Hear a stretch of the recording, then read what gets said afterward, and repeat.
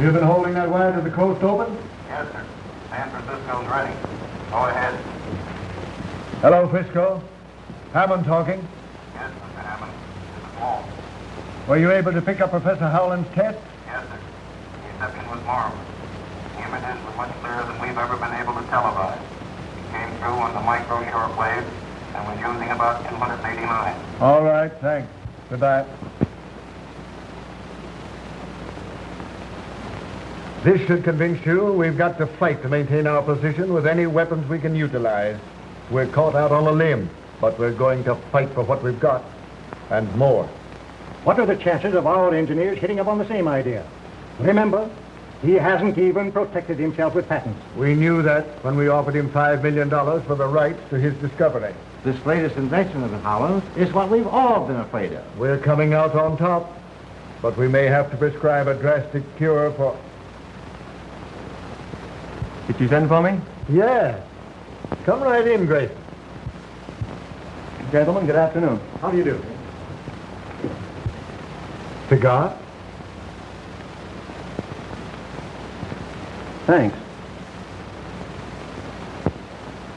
You realize it's possible for a man of experience with brains and ambition to go far in this business? Well, I've got the ambition. We've got to be ready for any eventuality. One jump ahead of the other. We've picked you for a definite job. It's worth almost anything to this company that you make it worth. You can be valuable, a supremely valuable man. And valuable men receive their just rewards on earth, not in... Certainly. From now on, you become a sort of employee at large. Understand? Yes, perfectly. You're interested in getting... The less we know of the details of what you're doing, the better. We want results. 2 old-fashioned cocktail, darling, please. And 1 dry martini for Dr. Schofield. And be sure it's very, very dry. Hello, Schofield. Hello. Oh, I'm sorry I missed you yesterday. We docked last Saturday, but I had to run on to Washington for a few days. Are you going to be here long this time? I'm sailing again on the 20th. Another criminal case? No. There's a conference of brain specialists being held in Berlin, and they've invited me to address them.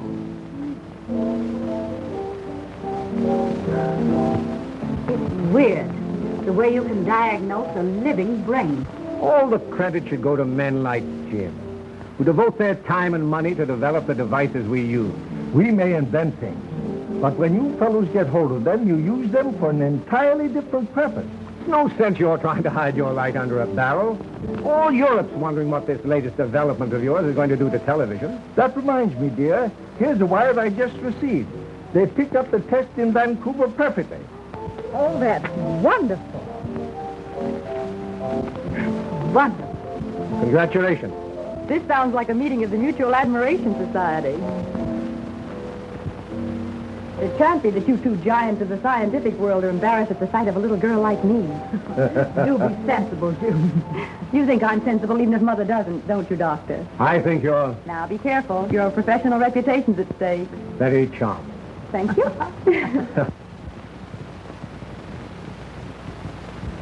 But Howland must realize that when he begins televising a regular schedule, he's liable to run into difficulties. In what way, sir?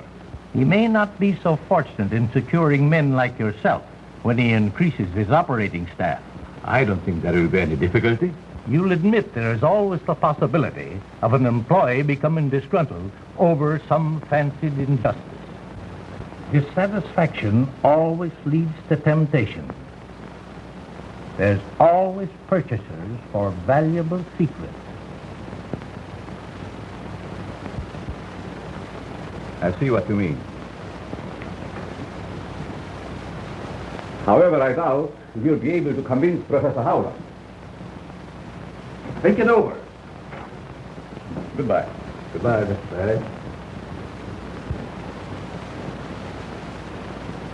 Hello. Oh, hello. Package. Really? It's Time Magazine. Oh, here you are.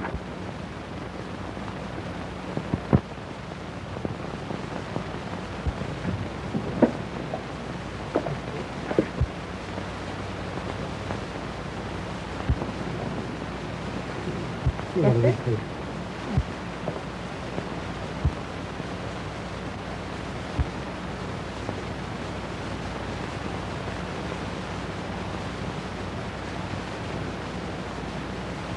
Mm-hmm.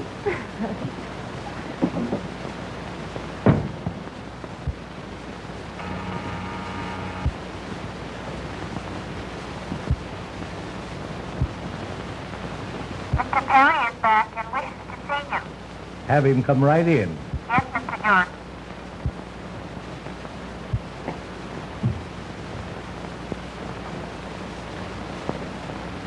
Well, well. This is indeed an unexpected pleasure. Sit down.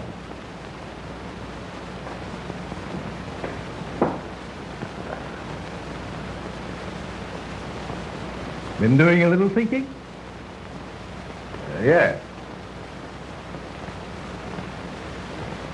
You weren't able to convince Howland. No, but I thought maybe we could, Talk things over yes, and come to an understanding? perhaps. Would $100,000 be any inducement?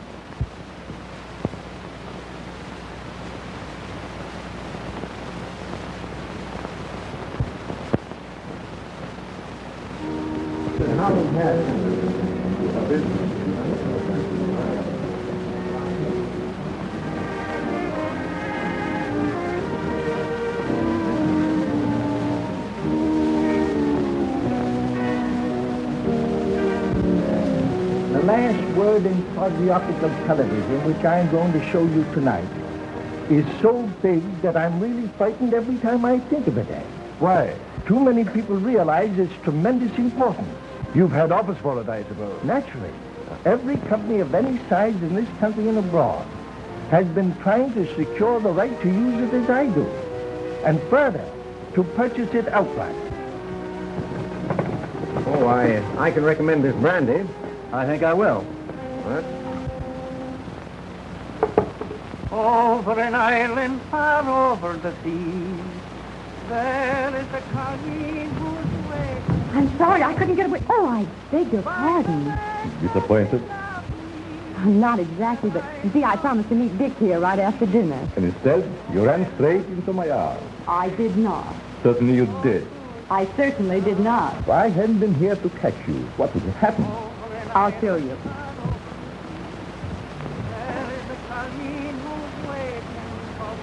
I would have been strolling sedately along, admiring the beautiful view and the wonderful moon. It is nice out here tonight, isn't it? Lovely.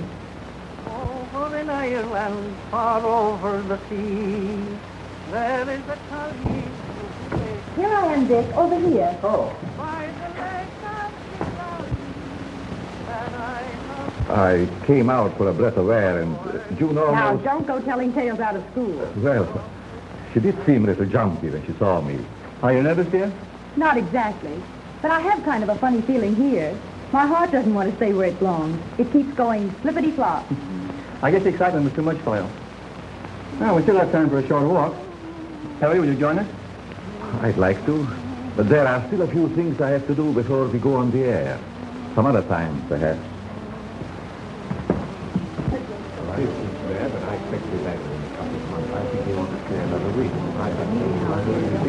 Very, very interesting, isn't it? Sorry, Missy. Thumbs off fingers. It doesn't matter, Arling. It's all right. When wine is filled with accident, steps of disaster hasten. Stop that nonsense. Pick up that glass before someone is really injured. No matter what happens, Arling always has a proverb. But I'm not a bit superstitious, but it does give one a rather creepy feeling. Oh, don't pay any attention to Arling. He has a mania for quoting Confucius. And Charlie Chan. You know Charlie. Clever, these Chinese. No way for me, by the lake of Cine, that I love so dear. Good evening. Good evening. Why, Mr. Grayson, I didn't recognize you. How are you, sir? Grayson, how are you? Fine, sir, fine. Can't you see, June, that the chance we've both been waiting for? Does your promotion depend entirely upon Father? Well, if your father would only... I think I'll have to go in. All right. I'll do it myself. Even you, as the chief of police, will have to admit that your methods are obsolete. That may be, Jim. But we seem to get along pretty well as it is with our radio teletype system. Suppose you had instant pictures at your command showing every move a criminal you are tracing makes. If you can do that, I can't understand why the government isn't interested. Government officials will be watching tonight, not only in Washington, but in widely separated points throughout the country. I'll admit it should be of great interest to them. After the broadcast, I have a greater surprise. A further development which you will hardly believe until you see it. You make me very curious. It is my hope to be able to prove that television is the greatest step forward we have yet made in the preservation of humanity. It will make of this earth a paradise we've always visioned, but have never seen. What's humble pardon, sir? Man named Mendoza say he must see. Him no take no for answer. Mendoza? Our gentleman is in the reception room. Thanks, Arlene. You'll pardon me, won't you? Certainly. Harry, there's a gentleman here named Mendoza. Do you happen to recall him? No, sir. Should I see him for you? That's not necessary. I'll talk to him for a few moments. It's nearly 8. I'll flash you from the laboratory when I'm ready. Mr. Howland? Yes? I am sorry to interrupt at a time like this. I represent a group of men that are very anxious to purchase your invention. I'm sorry, Mr. Mendoza. It is not for sale. They are prepared to pay anything you ask. I'm not asking anything. In that case, Mr. Howland, I must insist that you do not go ahead with the demonstration you are planning this evening. Just whom do you represent? I am not at liberty to tell you, but I assure you they are a very powerful group. Then there's nothing more to be said. Good night, sir. Good night.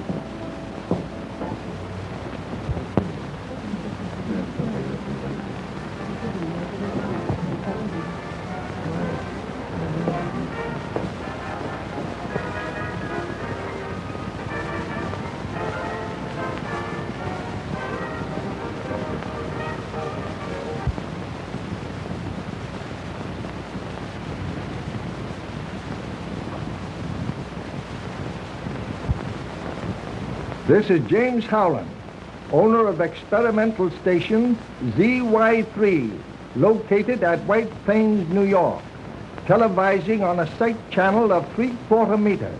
We are attempting to reach the entire United States direct without the use of relays. Our first presentation this evening will be I Had the Right Idea by Miss Florence, accompanied on the piano by my daughter, Miss June Howland.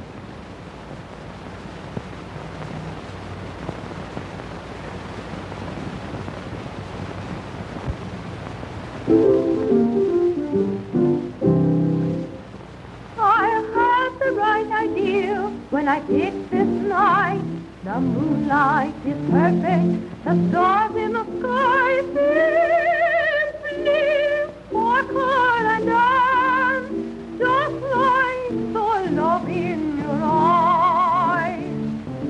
I had the right idea when I picked this night. The air feels as though it is filled with the glow. Desire and romance, I'm in a heavenly trance. Your lips entice me, and my arms fit nicely around you. I'm heading for bliss when words and feeling are spoken within the consummation of a very first kiss. I had the right idea when I picked this night to tell you I love you. I think you're divine, and I want you to be forever just mine.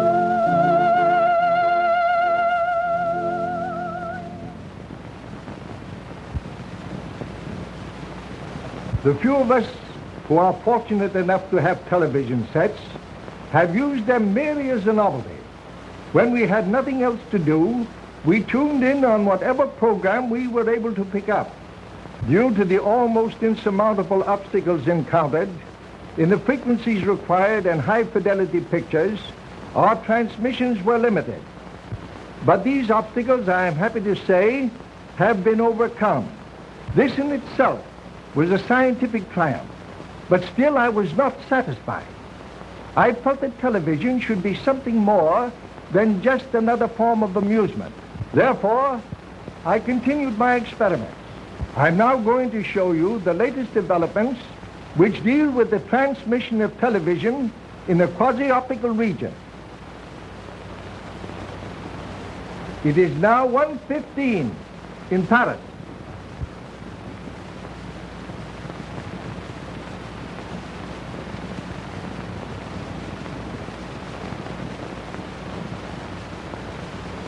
Wouldn't you like to see what's taking place in dear old London?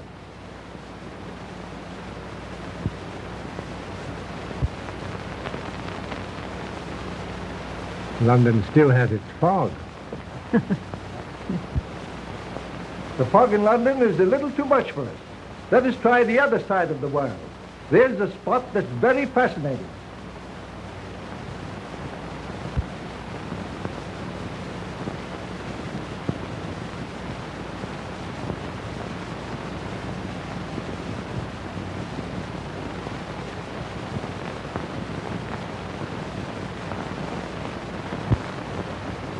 I just remembered a phone call I should have made.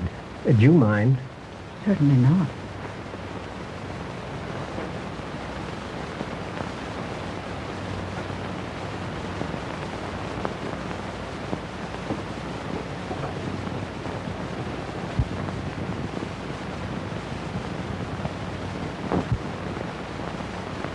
Africa is a very interesting place about which we know very little. The natives of Africa years ago were indirectly the cause of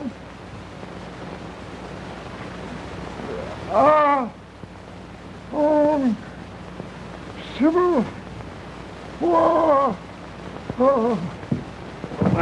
Turn on the lights, Perry. Somebody turn on the lights. Turn on them lights. What's the matter? What happened? I don't know. Mr. Howland has probably fainted from overexcitement. Oh, but... Everyone, please remain here. It's all right, dear. Say, there's something happened at the Howland residence. Yeah, we're covering it right away. Hello. Kitty Anderson's desk. Get me the Howland residence. Quick. No. Me no understand what happened. Hello?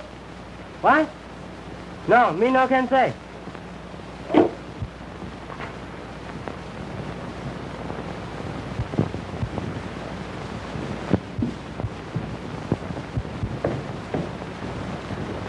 What's wrong? Mr. Howland is dead, sir. Dead?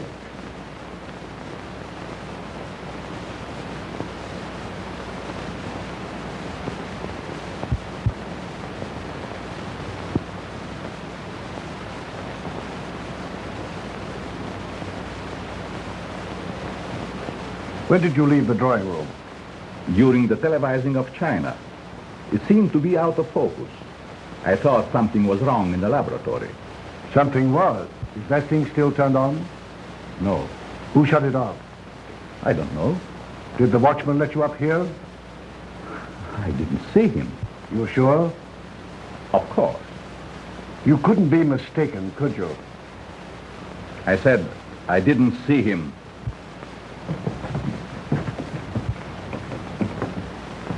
It would be better if you didn't.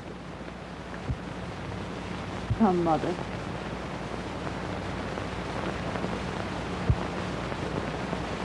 It looks to me like... Just a moment. See if you can find that watchman.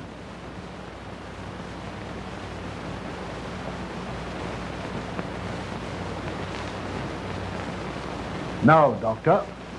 The last thing I want to do is thrust a murder on you, Nelson. But this certainly looks like it to me. You believe that the blow on the head caused his death? At the moment, I'd be inclined to say that it did. What's that you have there?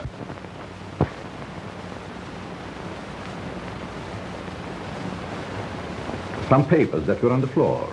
Is there anything missing? A special cure.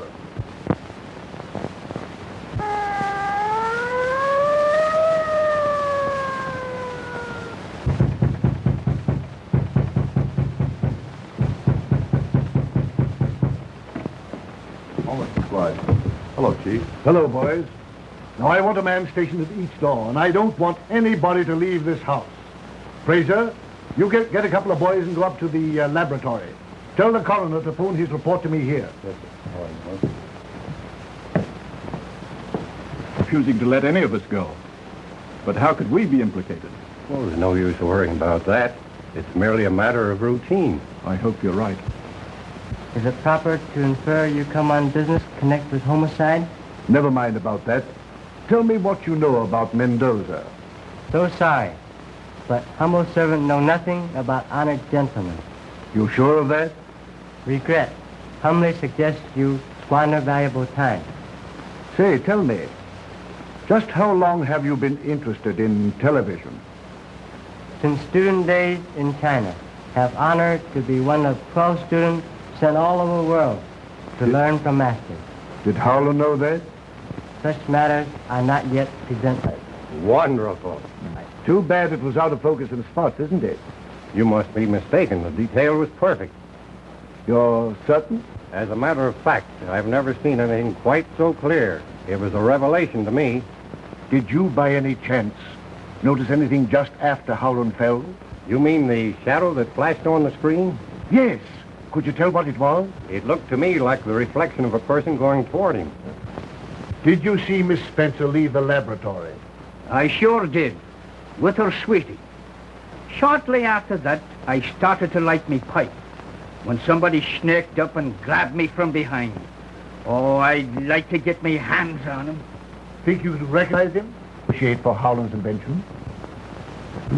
Who hasn't? Of course, you're interested in it from a business standpoint. Well, I guess you'd call it that, yes. Then why didn't you stay for the entire demonstration? Well, I promised Joan I'd meet her when she'd finished. Did you? Certainly. Where? At the laboratory, of course. Did you stop on the way or go direct? Well, no. That is, when I left the house, I thought I saw someone moving among the trees. Whoever it was got away. I met June as she came down. Did you return directly to the house? Well, no. Aren't you getting a little bit personal? Come in.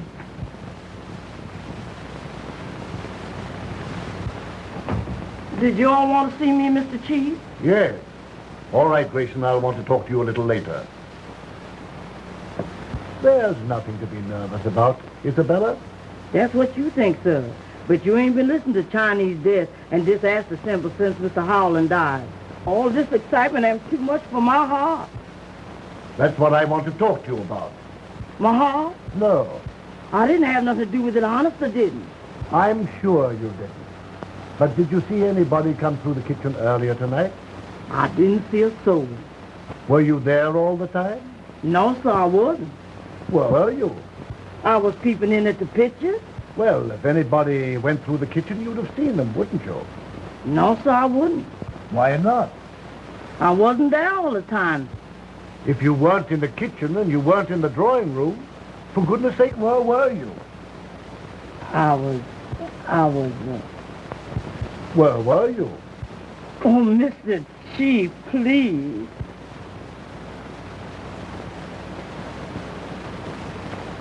All right, run along, Isabella.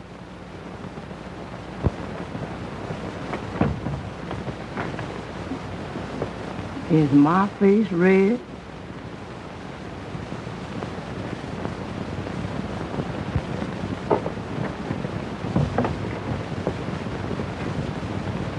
Come on, let's take a look at the rest of them.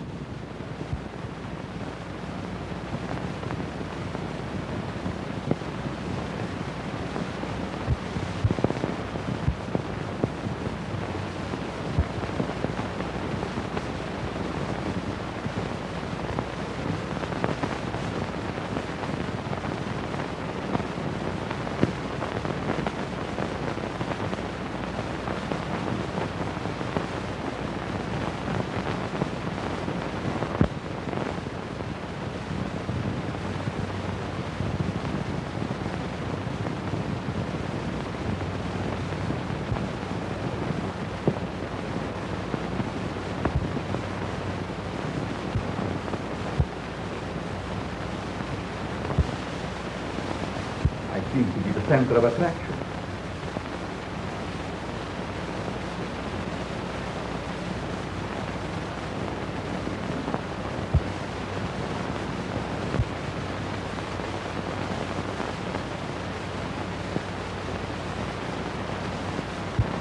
Well, I couldn't swear that any of them was the one. They all look alike to me in that soup and fish get-up. That's all for now, Reardon. Just how long have you been with Howland? I should say, let's see, about 7 months. How important a factor is the tube you said was missing from the television set? It's the most vital part of the hookup. Could it be duplicated? I doubt it. Mr. Howland designed it himself. Without his drawings, I'm sure it would be impossible. That's all for now. By the way, Doctor, did you see anything that looked like a figure going across the screen just after Howland collapsed? Sorry, I didn't. I was phoning at the time. Phoning? Yes, I called my office, but no one answered. That makes 3 people that were out of the room. Of course, you didn't leave the premises. I know what you're thinking, but you're wrong. Neither Perry nor Grayson had anything to do with this. Doctor, I'm sure Howland was murdered right before my eyes. I don't know how or by whom. But to me, everyone's guilty until he proves himself innocent. You shouldn't champion anyone. You know, I'm liable to get the idea that you know who did it. How do I know, Chief, that you didn't? Oh.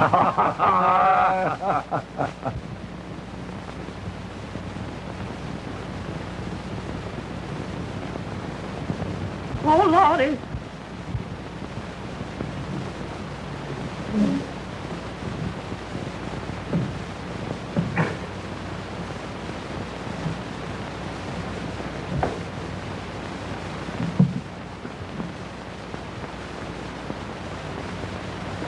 This is Mommy. Hey, wait a minute. Wait a minute. Let go. Hold that knife, boy. This is Mommy. I know, but I got... Show you. I got my business with something here. Wait a minute. If you'll put that toad sticker up, you won't need it. There's more than one way to skin a cat. Say, sister, if you stop shimmying, I'll just slide by. Bossman no only quarter. Bossman say throw him out. Oh, wait a minute. Out you go. Wait, you go. Out you go, honey. Out you go, honey. I got business. But I told you I got business here. Him great Charlie Chan say, the matter is settled. Tiny omit surprise feelings. We sure miss him. Where's Mr. Nelson? Why, I don't know. Would you mind trying to find him? Father's safe has been burglarized. You'd better notify him yourself. Anything new, Nelson? Mother would like to see you at once, Mr. Nelson. Father's room has been broken into.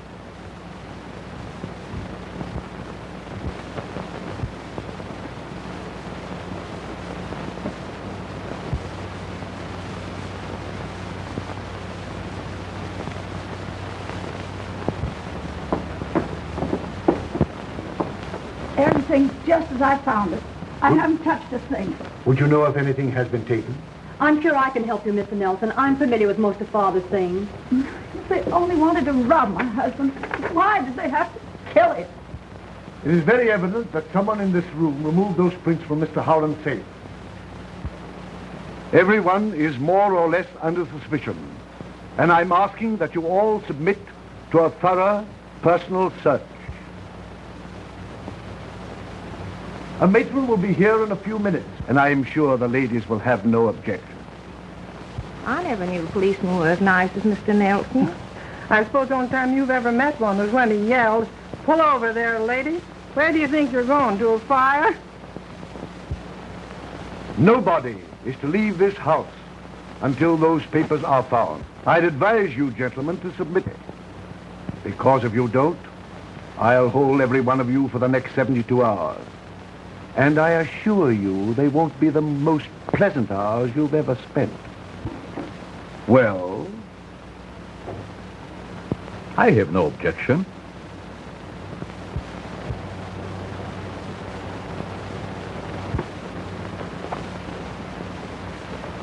The more I think of it, the more positive I am that this thing rests between two persons. Perry and Grayson? Yes. They both have motives, and they're the only ones that have. They were both out on the grounds when Howland was murdered, but neither can prove where he was. Grayson's ambitious. He's in the television business. He tried to get Howland's invention. He knows it's worth millions. Granted, but everyone here may have reasons also, or connections with others. And Perry, who is he and what is he? He's been here about 7 months. He lied when he said the broadcast was out of focus. We found him in the laboratory when we discovered the murder. He's the one that says the vital part of the television set is missing. And now the prints are gone. I'm going to place both of them under arrest and charge them with murder. Now, don't do anything hastily. You remember when I examined Crowley's brain for you about a year ago? Well, what's that got to do with it? I told you at that time the man was a potential murderer? Yes. Your experts sneered and scoffed. Yet within 6 months from that time, he was convicted and sentenced to death. Well? If you will permit me to send for my apparatus, I'll prove to you that neither Perry nor Grayson could have committed this murder. Oh, you're talking sheer nonsense. Well, let me telephone my office and have Alan bring it right over. Oh, all right, go ahead.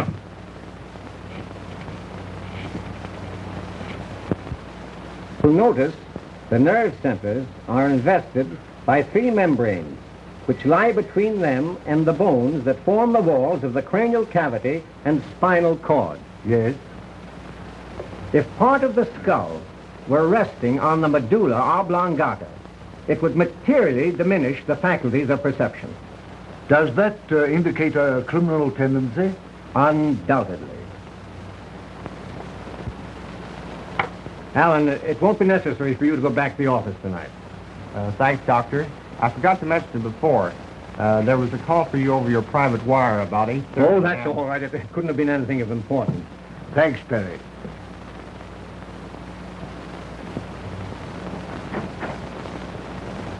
Have I convinced you, Nelson?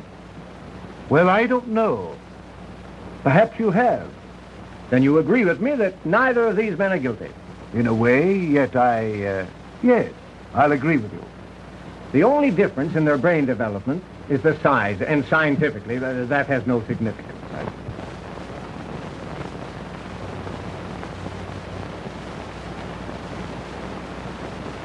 Harling, scotch and soda.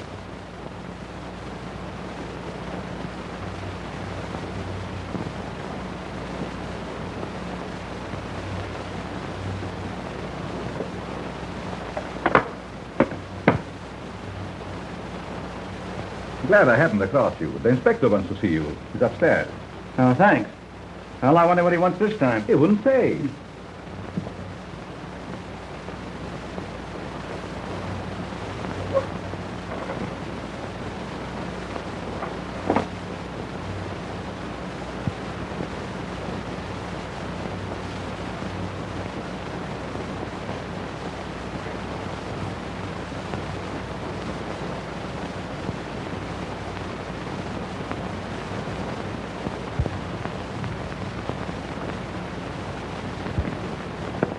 Inspector, you sent for me?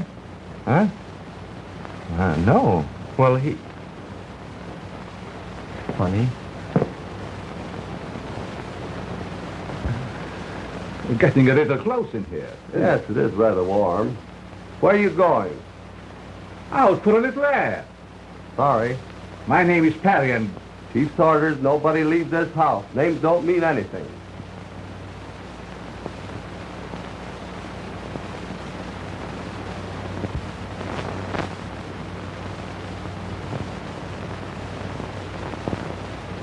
I keep telling you, I got business here, and I don't want to be roughed up like this. I tell you, I wouldn't come into a house. I told you I got business. I keep telling you I got business here. Can't you understand? That guy, I don't know how he gets in, but he's giving us a lot of trouble.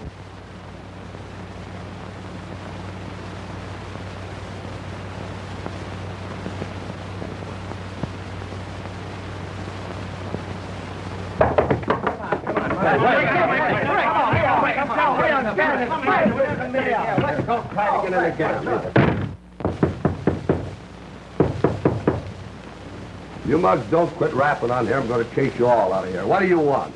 My name's Jordan. Chief Nelson sent for me. Okay, that's right. Go ahead. That's right, Coroner. Call me here as soon as you made an examination. Okay. I'm Jordan. Don Jordan. Of the International Television Corporation? Yes. You seem to be very concerned about Howland's death. I was watching his broadcast. When he collapsed, I telephoned here but couldn't get any information. So I telephoned headquarters. Well? I want to know if he died from natural causes or if he was... Murdered? Yes. And if he was? I think I know who did it.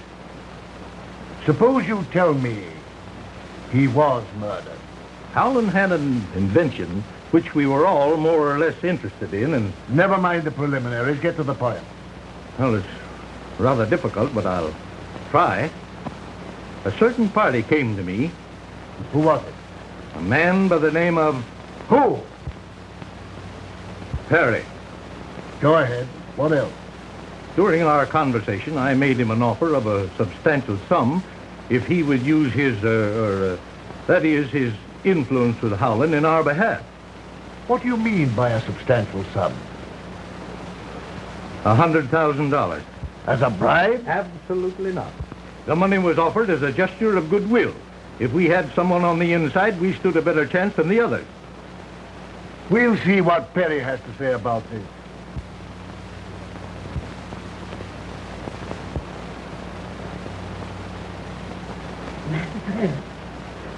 Oh, Lordy, Lordy. Oh, Lordy. What's this all about? Master Bear.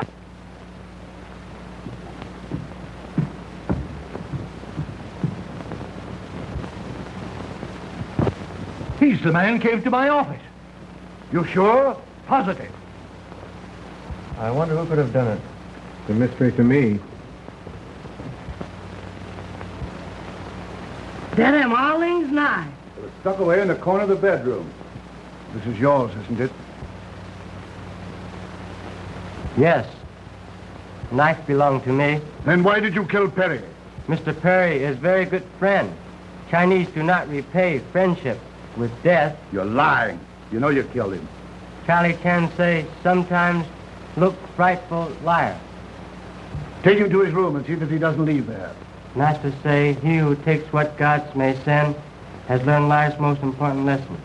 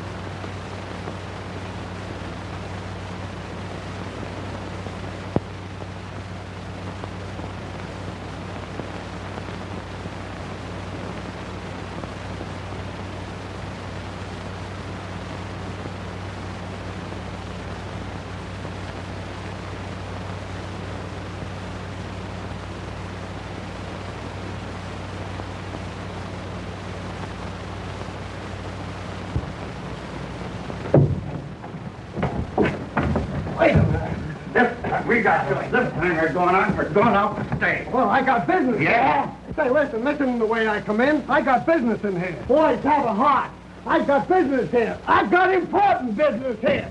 Well, listen to me, will you? Now, You're out. Now stay out. you might not come in this way, but this is the way you're going out.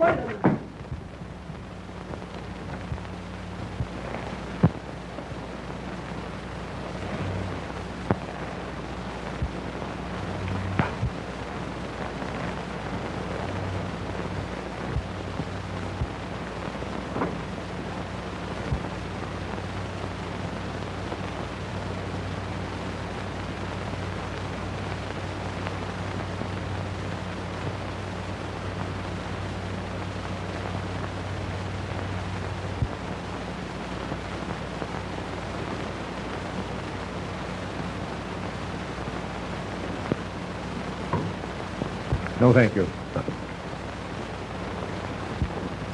Mr. Nelson, I know it sounds perfectly silly, but I just saw Perry. Why? That's impossible. Now, dear, you're naturally upset and nervous. That doesn't alter the fact that I saw him. Don't you think you'd better take something to quiet your nerves? June, where did you see him? In the upper hallway. Oh, Lordy, Lord, I done seen a ghost. Oh, I done seen a ghost. I know I seen a ghost. Oh, Lordy, Lordy, I know I seen a ghost. I know I saw a ghost. Oh, Lordy, damn that ghost again. Did that ever come alive? Missy, don't let him touch me. Be sensible, Isabella. He's not a ghost. What does this mean, Perry? I'm sorry, Chief, that I wasn't able to take you into my confidence before.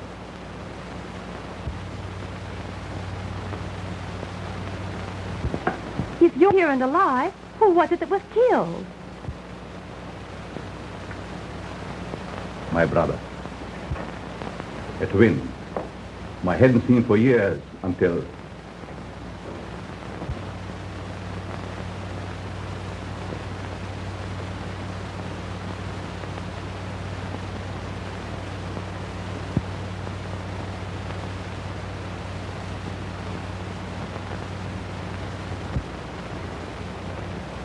Damn, all things nice.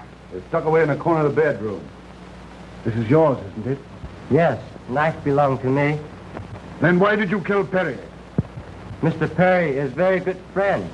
Chinese do not repay friendship with death. You're lying. You know you killed him. And being at a loss to know how he was mixed up in the affair, I refrained from making his identity known until I was able to make a further investigation. Perhaps I can clear that up for you. This afternoon, your brother represented himself as you to Jordan of the Radio Television Company. Represented himself as me? Yes. And do you know what took place between them? He was offered a substantial sum to secure the drawings of Howland's process. That explains it. Explains what? Posing as me, it was very simple for him to gain admittance here and have access to every part of the house. And he must have stolen the print. Yes. Tim Perry, take envelope from cigarette box on table. When was that? Just after you send me after whiskey and soda. Then it must have been your brother who sent me on the wild goose chase after the inspector. When? Just before he was found dead. There were no papers found on the body. Who was in this room when the documents were taken? No one. Just me and you. Door open, but no one come in. What door? That door. Were you still in the study at that time, Chief? I believe I was. Anyone with you? Now, let me see. That was just before Jordan came in. Undoubtedly. This is what took place. Thanks. I wonder what he wants now. He wouldn't say.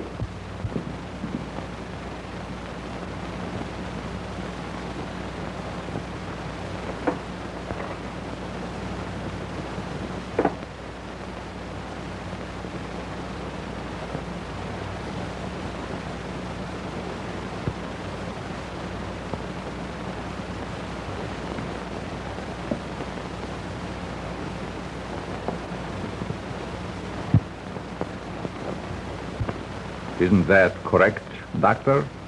Yes. I did see you, or rather, as you say, your brother take the papers. Earlier tonight, in view of thousands, Mr. Howland was killed by his own invention. His killing was not accidental.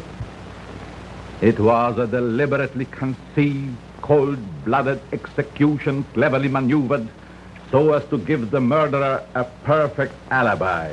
Little did Professor Howland realize the surprise he promised you would aid in discovering his murderer. Tonight, a permanent record of everything televised was made on film. Now you're going to see part of that record. Many of you, no doubt, have seen or heard the radio demonstration of starting an automobile motor by voice vibrations. This is not a difficult thing to do. In this instance, the murderer used sound instead of voice. At exactly 8:29, Dr. Schofield made a telephone call from this house to his office.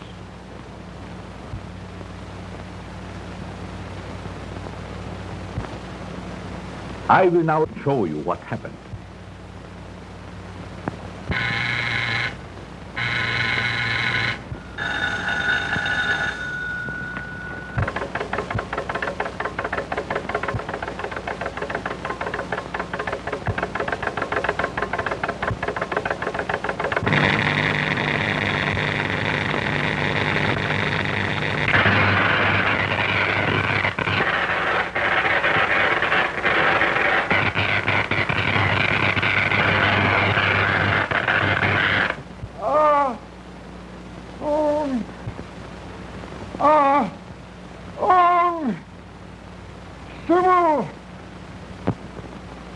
The light that you just saw envelop Professor Howland caused his death.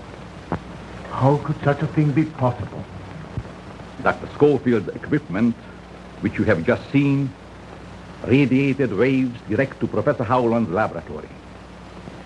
When these waves came in contact with those the professor's equipment was radiating, they created the interstellar frequency, which is the death ray. Your contacts with foreign governments interested in television are known. Fantastic.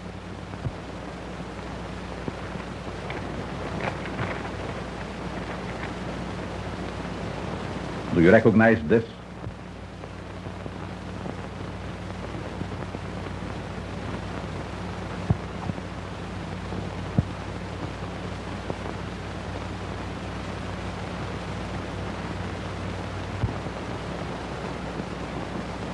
I thought so.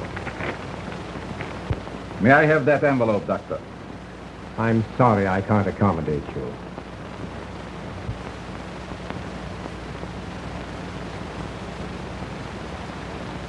And I object to strong-armed methods.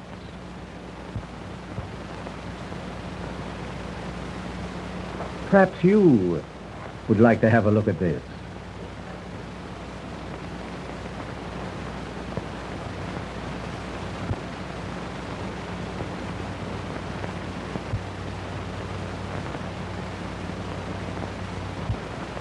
There doesn't seem to be anything in this. Aren't you carrying things with rather a high hand? Not at all.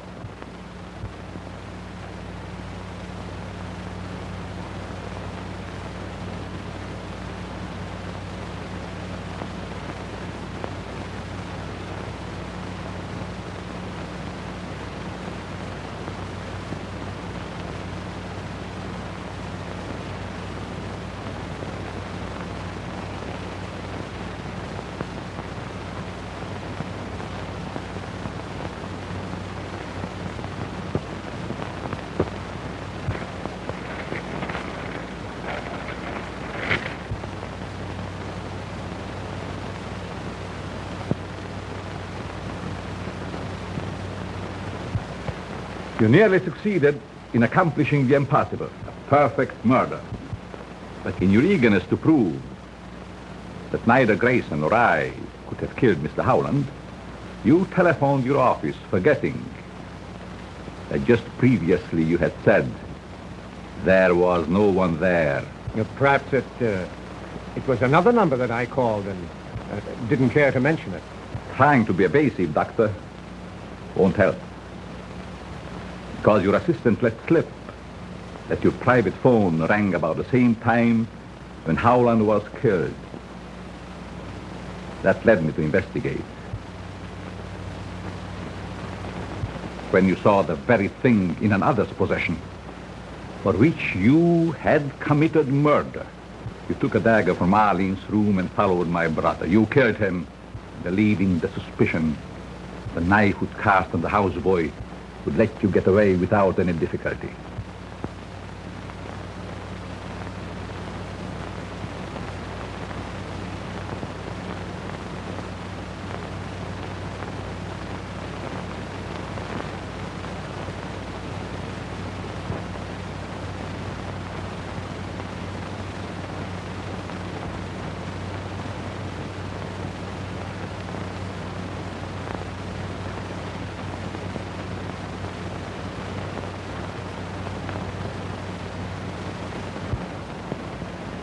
Would you get me a dry martini, Arling? Yes, sir. At once. 2 olives.